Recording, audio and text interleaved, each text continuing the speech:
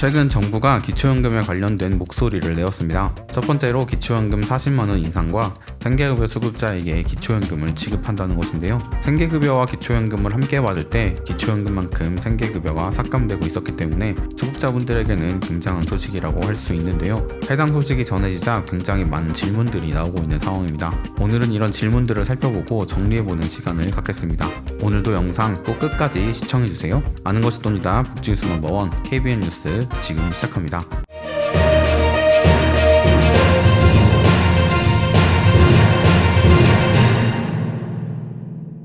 첫 번째 질문은 생계급여와 기초연금을 함께 받을 시 앞으로는 차감되지 않는가입니다. 결론부터 말씀드리면 아닙니다. 지난주 보건복지부 발표 이후로 지금 생계급여와 기초연금을 중복으로 받을 수 있다고 생각하시는 분들 많으신데요. 생계급여 76만원에 기초연금 34만원이 합쳐져서 약 110만원을 받을 수 있다고 큰 기대를 하셨습니다. 하지만 정부는 생계급여 수급자에게 기초연금을 추가로 더 준다고 했지 중복으로 준다고 하지 않았습니다. 정부의 발표가 오해의 소지가 있었기 때문에 많은 분들이 차감 없이 모두 받는다고 생각하실 수밖에 없었습니다. 발표 자료를 자세히 보면 이것이 사실이 아님을 알 수 있는데요. 복지부는 노인빈곤 완화를 위해 기초연금과 생계급여를 동시에 받고 계시는 어르신에게 기초연금의 일정 비율을 추가로 지급하고 이를 소득 인정액에서 제외하는 방안을 마련해 추진할 계획이라고 발표했습니다.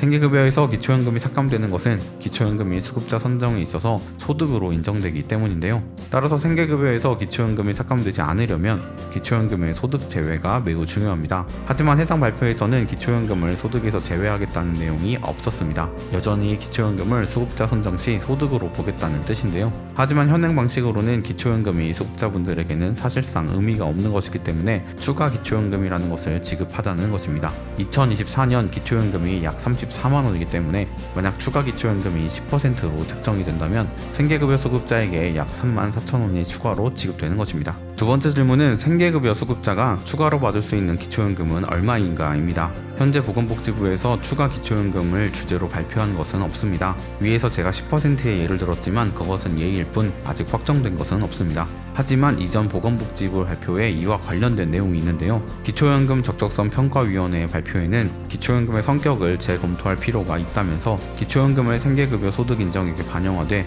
30% 혹은 50%처럼 일정 금액을 추가 비용으로 지원하자는 내용이 있습니다. 기초연금이 35만원이라면 각각 10만 5천원, 17만 5천원에 해당하는 금액입니다. 또한 윤석열 대통령이 대통령 후보 시절 기초생활수급자 노인에게는 10만원의 추가급여 지급을 병행하겠다는 공약을 내놓기도 했습니다. 10만원이라면 현행 기초연금에서 30%가 조금 못 되는 금액입니다. 보건복지부 발표 자료를 보면 기초연금을 받으면 기초생활보장제도 생계급여가 삭감되는 현행 제도를 단계적으로 개선한다고 쓰여 있습니다. 따라서 처음에 10%를 지급하고 내년 조금씩 지급 금액을 늘려갈 것으로 예상됩니다. 세 번째 질문은 생계급여 수급자 중 기초연금 미신청자인 경우 기초연금을 신청하는 것이 좋은가입니다. 지난해 기초연금 적적성 평가위원회가 조사한 자료를 보면 2022년 12월 기준으로 기초생활보장 생계급여 수급 65세 이상 노인은 71만 명에 달하고 그 중에 62만 1천 명은 기초연금을 받은 만큼 생계급여에서 전액 삭감당했습니다. 또한 8만 9천 명은 수급자에서 탈락할 수 있다는 생각에 기초연금을 신청하지 않았다고 합니다.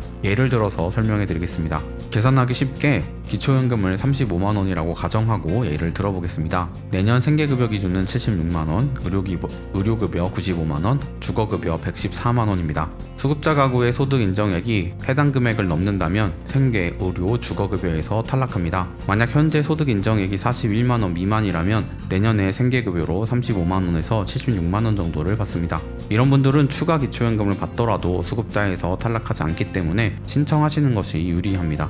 만약 소득 인정액이 42만원에서 60만원 사이이신 분들의 경우 기초연금을 받게 된다면 생계급여에서는 탈락하지만 기초연금 35만원은 받을 수 있습니다. 하지만 생계급여에서 탈락하기 때문에 추가 기초연금은 받을 수 없습니다. 하지만 의료급여와 주거급여는 받을 수 있기 때문에 기초연금을 신청하시는 것이 유리합니다. 하지만 소득 인정액이 61만원이 넘어가신다면 조금 복잡해집니다. 이 상황에서 기초연금을 받으면 의료급여에서 탈락하기 때문인데요. 만약 병원에 자주 다니신다면 기초연금을 신청하지 않으시는 것이 좋습니다. 또한 의료급여는 나이가 들수록 더욱 중요해지는 제도이기 때문에 더욱 챙겨야 합니다.